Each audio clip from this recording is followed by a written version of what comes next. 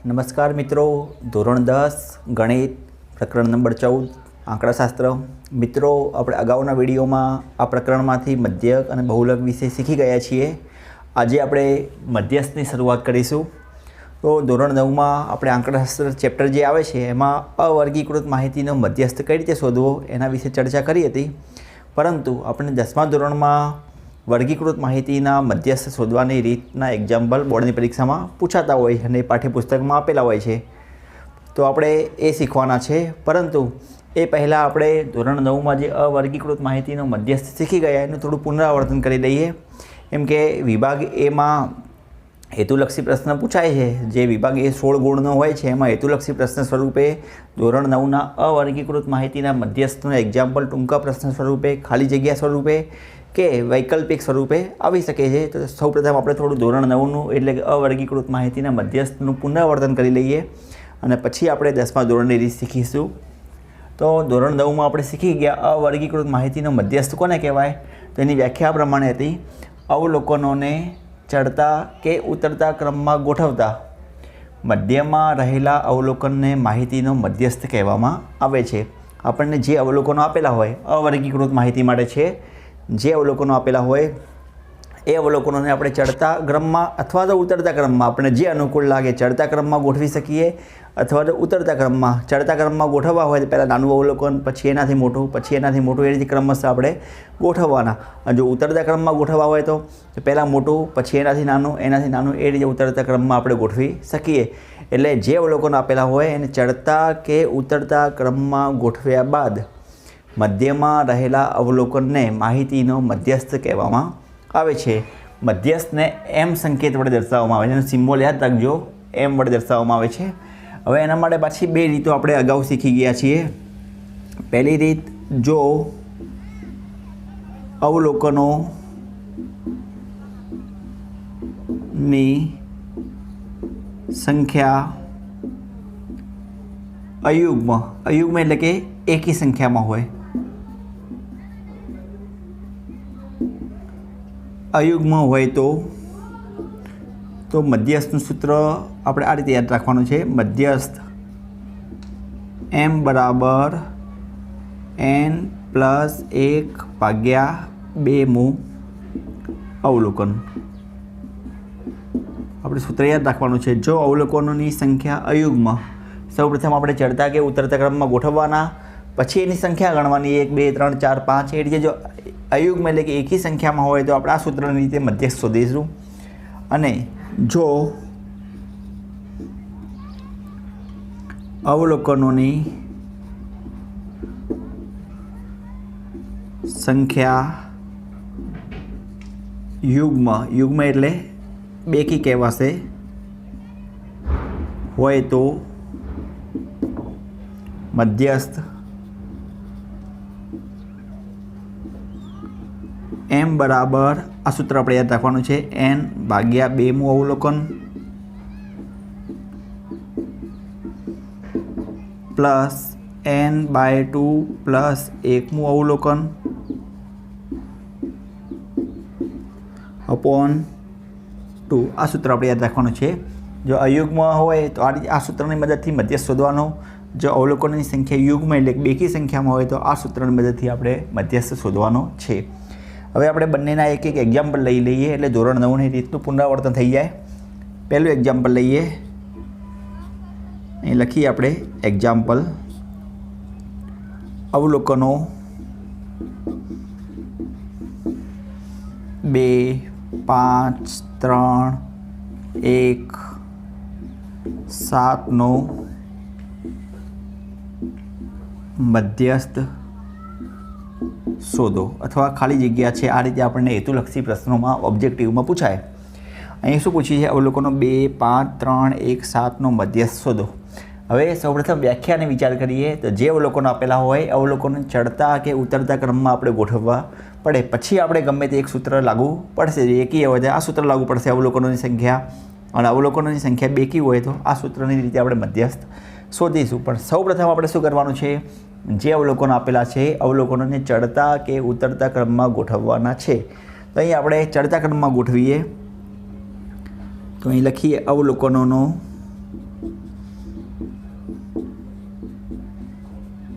ચડતો ક્રમ, ચડતા ક્રમમાં સૌથી નાનું અવલોકન પહેલાં આવશે એટલે 1 આવશે, 1 પછી 2, એનાથી મોટું 3, 3થી મોટું 5 અને 5થી મોટું 7. આ આપણે અવલોકન થયા. હવે અવલોકનોની સંખ્યા ગણીએ 1, 2, 3, 4 અને 5. તો અહીં લખીએ અવલોકનોની સંખ્યા. અવલોકનોની સંખ્યાને આપણે n વડે દર્શાવીશું, જે આપણે nની કિંમત અહીં સૂત્રમાં મૂકવાની છે. કેટલા છે? 1, 2, 3, 4 અને 5. ચલો 5 કેવી સંખ્યા છે આપણને ખ્યાલ છે. 5 એકી સંખ્યા, એકી એટલે શું કહેવાશે? અયુગ્મ કહેવાશે, જે અયુગ્મ છે. હવે અયુગ્મ હોય તેના માટેનું આપણે આ સૂત્રનો ઉપયોગ કરીશું. લખીએ મધ્યસ્થ માટે માહિતીનો મધ્યસ્થ m બરાબર n પ્લસ 1 ભાગ્યા 2મું અવલોકન. nની જગ્યાએ આપણને કેટલા મળે છે? 5 મળે છે. nની જગ્યાએ આપણે 5 મૂકીએ, પ્લસ 1 ભાગ્યા 2મું અવલોકન. 5 ને 1 6 ભાગ્યા 2મું અવલોકન. ચલો અહીં 2 તરી 6 થશે. હવે ઘણી વખત આપણે મિત્રો શું કરીએ છીએ? ડાયરેક્ટ 3 લખી દઈએ, પણ 3 લખ્યા પછી એના શબ્દોને ખાસ ધ્યાનમાં લેવાના. 3મું અવલોકન લખો, 3મું અવલોકન. આ શબ્દો ખાસ લખવાના છે. અથવા જો આપણે શબ્દોમાં લખવું હોય તો 3જું અવલોકન, એ રીતે આપણે લખી શકીએ. ગમે તે રીતે લખશો ચાલશે. હવે આપણે 3જું અવલોકન ગણવાનું છે. શામાં ગણવાનું? રકમમાં નથી ગણવાનું, પણ આપણને જે અવલોકનોનો ચડતો કે ઉતરતો ક્રમ ગોઠવ્યો છે એમાં આપણે 3જું અવલોકન જોવાનું છે. તો અહીંથી આપણે 3જું અવલોકન ગણીએ. 1, 2 અને 3. અહીં 3જું અવલોકન પણ 3 જ છે, એટલે આપણે જવાબ કેટલો આવશે? 3. પણ ખાસ ધ્યાન રાખો, આના ઉપરથી જે સંખ્યા આવે સંખ્યા નથી મૂકવાનું. ચોથું અવલોકન આવ્યું હોય 4મું અવલોકન, તો આપણે ચોથું અવલોકન ગણવું પડે. 1, 2, 3 અને 4. તો જવાબ કેટલા મળે? 5. અહીં જે અવલોકન આવે એ અવલોકન આપણે ચડતા ક્રમમાં ગણવું પડે. એનો ચડતા ક્રમમાં ક્રમ કયો છે એ ગણવું પડે, અને જે સંખ્યા મળે એ સંખ્યા આપણે છેલ્લે જવાબમાં દર્શાવવી પડે. ઘણી વખત આપણે ઉતાવળમાં 2 તરી 6 એટલે 3 લખી દઈએ તો જવાબ ખોટો પણ પડી શકે, પણ જે આવે એના પછીના શબ્દોને ધ્યાનમાં લેવાના છે. 3મું આવે, 4મું આવે, 5મું આવે, 6ઠું આવે, એ અવલોકનને આપણે ચડતા ક્રમમાં ગણવાનું. પછી જે સંખ્યા મળે એ સંખ્યાને આપણે જવાબમાં દર્શાવવાની છે. તો આ આપણા માટે જે અવલોકન આપેલા હતા એનો મધ્યસ્થ કેટલું મળે છે? મધ્યસ્થ m બરાબર 3 મળે છે. હવે આપણે એક બીજું ઉદાહરણ લઈએ, જે ધોરણ 9માં અવલોકનોની સંખ્યા યુગ્મ હોય તેનો મધ્યસ્થ કઈ રીતે શોધવો, અહીં આપણે ગણવાનો પ્રયત્ન કરીએ.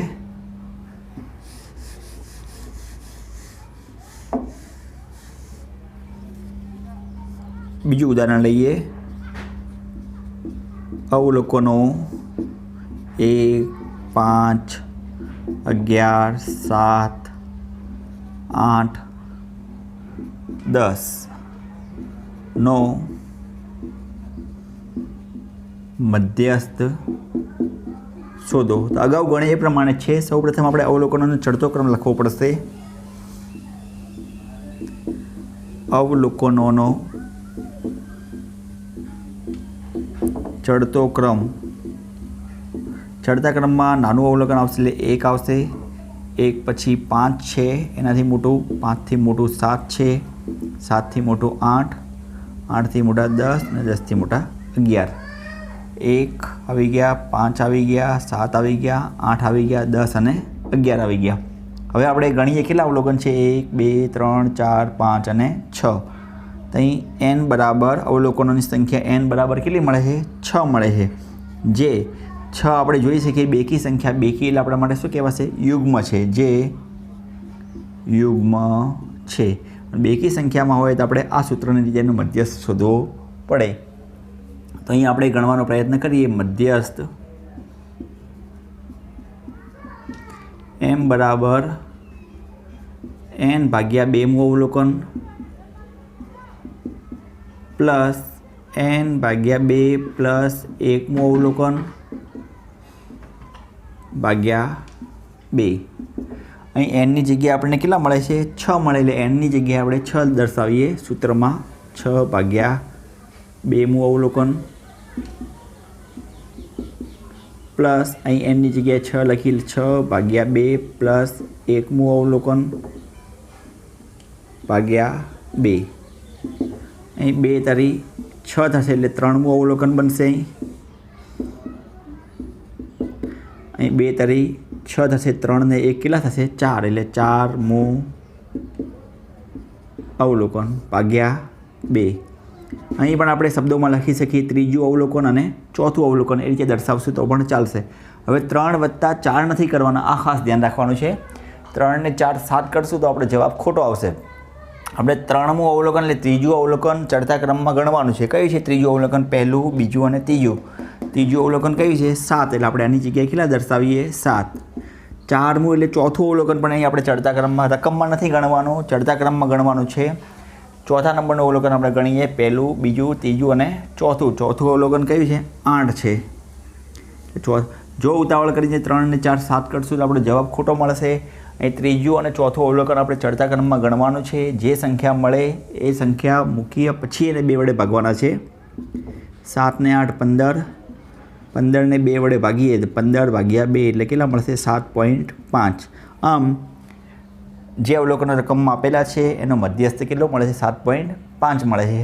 તો મિત્રો આપણે 9મા ધોરણમાં અવર્ગીકૃત માહિતીના એટલે યુગ્મ અને અયુગ્મ માટેનો મધ્યસ્થ શોધવાની રીત શીખી ગયા છીએ. હવે આપણે 10મા ધોરણની શરૂઆત કરીએ. 10મા ધોરણમાં જે વર્ગીકૃત માહિતી આવે છે એમાં સૂત્ર પ્રમાણે એક સંચયી આવૃત્તિ આપણે નવી શીખવાની છે. તો સંચયી આવૃત્તિનું 2 પ્રકાર સંચયી આવૃત્તિ આવે, થી વધુ પ્રકારની સંચયી આવૃત્તિ અને થી ઓછા પ્રકારની. અને જો આપણે સંચયી આવૃત્તિનું કોષ્ટક બનાવતા આવડશે તો આપણે મધ્યસ્થના દાખલા એટલે ધોરણ 10માં જે વર્ગીકૃત માહિતી આપેલી છે એનો સરળતાથી અભ્યાસ કરી શકીશું. તો હવે આપણે ધોરણ 10ના રીતની શરૂઆત કરીએ. તો અહીં આપણને સંચયી આવૃત્તિ વિતરણ માટે એક રકમમાં એક માહિતી આપેલી છે. ઉદાહરણ સ્વરૂપે વર્ગ આપેલા છે 0 થી 10, 10 થી 20, 20 થી 30, 30 થી 40 અને 40 થી 50. એની સામે દરેક વર્ગની આપણને આવૃત્તિ દર્શાવેલી છે. હવે 2 પ્રકારના એક કોષ્ટક બનાવ્યા છે, થી ઓછા પ્રકારનું સંચયી આવૃત્તિ વિતરણ અને થી વધુ પ્રકારનું સંચયી આવૃત્તિ વિતરણ. તો આપણે અહીં લખવાનો પ્રયત્ન કરીએ. પહેલાં વર્ગ દર્શાવી દઈએ, પછી આવૃત્તિ આવશે. હવે આપણે થી ઓછા પ્રકારની છે એટલે લખીએ થી ઓછા પ્રકારની, અથવા ટૂંકમાં લખીએ થી ઓછી સંચયી આવૃત્તિ. સંચયી આવૃત્તિને CF વડે દર્શાવાય છે. આપણે યાદ રાખશું સંચયી આવૃત્તિને શાના વડે દર્શાવાય છે? CF વડે. હવે થી ઓછા પહેલાં આપણે વર્ગ દર્શાવી દઈએ. અહીં 0 થી 10, 10 થી 20, 20 થી 30નો વર્ગ, 30 થી 40 અને 40 થી 50. અહીં આપણે જોઈ શકીએ 0 થી 10, 10 થી 20, 20 થી 30, 30 થી 40 અને 40 થી 50 દરેક વર્ગ દર્શાવી દીધા. એની સામે આ રકમમાં આપેલો આપણા માટે આવૃત્તિ છે. આ યાદ રાખવાનું, આવૃત્તિને F વડે દર્શાવાય, સંચયી આવૃત્તિને CF વડે દર્શાવાય છે. અહીં આપણે થી ઓછા પ્રકારની બનાવવાની છે એટલે પહેલાં આપણે આવૃત્તિ લખી દઈએ. અહીં 8, 10 થી 20ના વર્ગની આવૃત્તિ 15 છે, 20 થી 30ના વર્ગની આવૃત્તિ 18 છે, 30 થી 40ના વર્ગની આવૃત્તિ 6 છે અને 40 થી 50ના વર્ગની આવૃત્તિ 3 છે.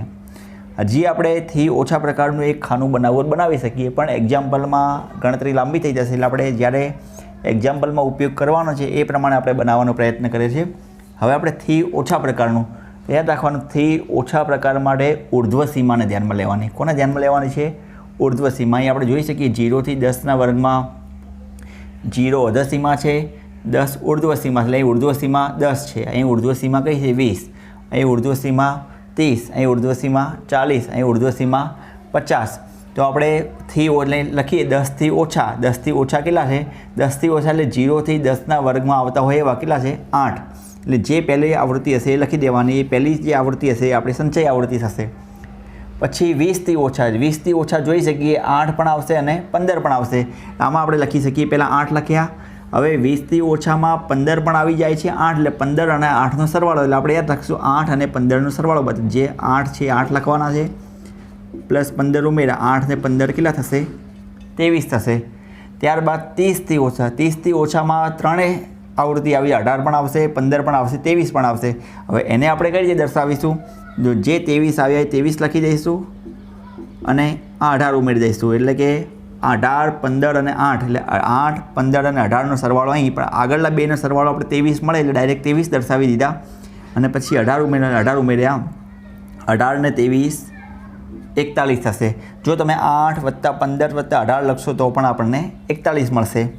એના પછી 30થી ઓછા આવી ગયા. હવે 40થી ઓછા, 40થી ઓછામાં બધાનો સરવાળો આવશે, પણ આગળના ત્રણનો સરવાળો આપણને 41 મળે છે એટલે આપણે 41 લખી દઈએ, એટલે 41 + 6 એટલે 41 ને 6 47 થશે. અને છેલ્લે આવે છે 50થી ઓછા, 50થી ઓછામાં બધા આવી જશે એટલે 47 છે લખી દઈએ. 47માં 3 ઉમેરીએ, 47 ને 3 કેટલા થશે? 50. આ થયું થી ઓછા પ્રકારની સંચયી આવૃત્તિ. આમ ફરી આપણે ટૂંકમાં સમજી લઈએ. જે વર્ગ આપેલા વર્ગ લખી દેવાના છે, જે આવૃત્તિ આપેલી આવૃત્તિ લખી દેવાની છે. થી ઓછા પ્રકાર માટે જે સંચયી આવૃત્તિ હોય એ સામે દર્શાવી દેવાની. પહેલાં 8 છે 8, પછી 8 ને 15 23, 23 ને 18 41, 41 ને 6 47, 47 ને 3 50.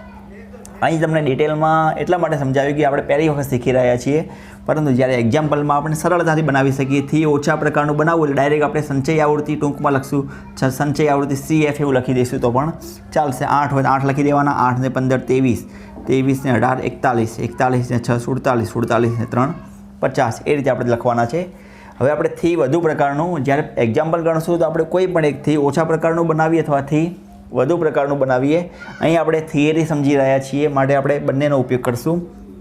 તો આપણે વર્ગ આવૃત્તિ અને થી વધુ પ્રકારની સંચયી આવૃત્તિ ટૂંકમાં લખું છું. થી વધુ પ્રકારની સંચયી આવૃત્તિ, સંચયી આવૃત્તિને CF વડે દર્શાવાય છે, જ્યારે આવૃત્તિને F વડે. ફરી આપણે વર્ગો લખી દઈએ. 0 થી 10, 10 થી 20, 20 થી 30, 30 થી 40, 40 થી 50. એની સામે વર્ગ આપેલા છે 8, 15, 18, 6 અને 3. હવે આપણે અગાઉ કહીએ થી ઓછી પ્રકારની સંચયી આવૃત્તિ માટે ઉર્ધ્વ સીમા એટલે 10 થી ઓછા, 20 થી ઓછા, 30 થી ઓછા, 40 થી ઓછા અને 50 થી ઓછા. એ રીતે આપણે બનાવ્યું. હવે થી વધુ પ્રકાર માટે અધસીમા, અધસીમા એટલે 0 થી વધુ, 0 થી વધુ એટલે બધી આવૃત્તિ છે 0 થી વધુ છે તો બધાનો સરવાળો કરવો પડે. 8 ને 15 23, 23 ને 18 41, 41 ને 6 47, 47 ને 3 50. એટલે પહેલી સંચયી આવૃત્તિ કઈ આવશે? 50 આવશે. આ આપણે ધ્યાન રાખવાનું છે. થી વધુ પ્રકારમાં જ્યારે સંચયી આવૃત્તિ વિતરણનું કોષ્ટક બનાવો ત્યારે થોડું વિચારીને કામ કરવું પડશે, કેમ કે ક્યાંક થોડી ભૂલ થશે તો આપણે જવાબ સુધી પહોંચી શકીશું નહીં. એટલે 0 થી વધુ, 0 થી વધુ આપણે જોઈ શકીએ બધી આવૃત્તિ છે આ 0 થી વધુ માટે છે, એટલે બધાનો સરવાળો કરીએ એટલે કેટલો મળે છે? 50. હવે 10 થી વધુ, 10 થી વધુમાં એટલે 15, 18, 6 અને 3 એટલે 8 આપણે ગણવાના નથી, એટલે 50માંથી 8 કાઢી દઈએ એટલે 50, એટલે આ રીતે બાદ કરવાના. 50 - 8 એટલે કેટલા થશે? 42. 42માંથી કેટલા બાદ કરીશું? 15. એટલે કહેવાનો અર્થ આ બંનેની બાદબાકી આપણે નીચે દર્શાવવાની છે. 42માંથી 15 બાદ કરશું કેટલા મળશે? 27. ત્યારબાદ 27માંથી 18 બાદ કરીએ એટલે 27 - 18 એટલે આપણને 9 મળશે. પછી 9માંથી 6 બાદ કરવાના છે. 9માં 6 બાદ કરશું કેટલા મળશે? 3. મધ્યસ્થ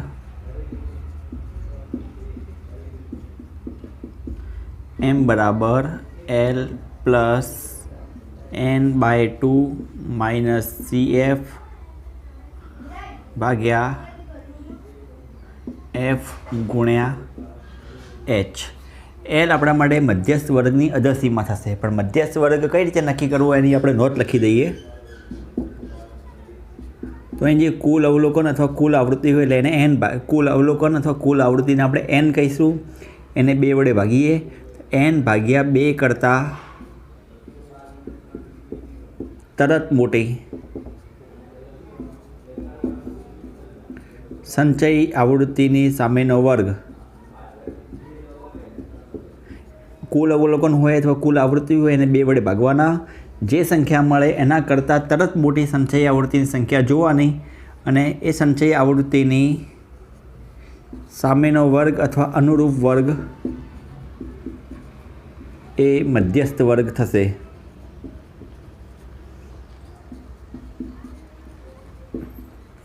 એટલે n ભાગ્યા 2 કરતાં તરત મોટી સંચય આવૃત્તિ જોવાની છે, એની સામેનો વર્ગ છે મધ્યસ્થ વર્ગ થશે. એટલે આપણે n ભાગ્યા 2 એ રીતે નક્કી કરવાના છે. ત્યારબાદ l આપણા માટે મધ્યસ્થ વર્ગની અધસીમા છે. મધ્યસ્થ વર્ગની અધસીમા છે, એ ધ્યાન રાખવાનું છે. n ભાગ્યા 2 અહીં આપણે મેળવી લીધા છે. CF, તો CF એટલે સંચય આવૃત્તિ, પણ કઈ સંચય આવૃત્તિ? મધ્યસ્થ વર્ગની આગળના વર્ગની સંચય આવૃત્તિ. મધ્યસ્થ વર્ગની આગળના અથવા તો ઉપરના વર્ગની સંચય આવૃત્તિ.